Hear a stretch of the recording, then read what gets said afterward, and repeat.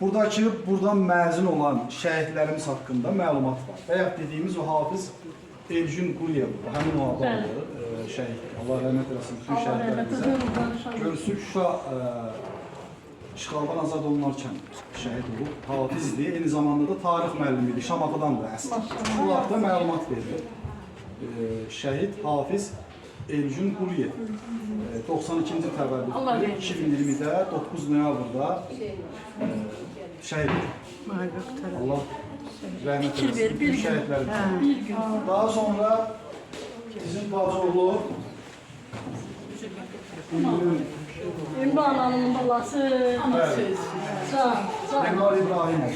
Elmar, Allah onu müsaade Məlumat verməyə ehtiyac yoxdur, bilirsiniz. Mingəçevir şəhidimiz sayılır. Allah bütün şəhidlərimizə rəhmət eləsin. Orada məlumat var.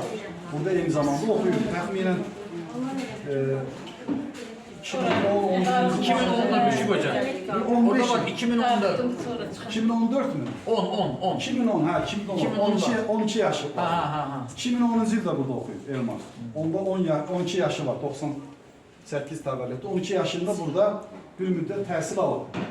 12 yaşı olub, bəli. Geçmekten Daha geçmek. sonra Oğlum söndü bir de tezi yandı.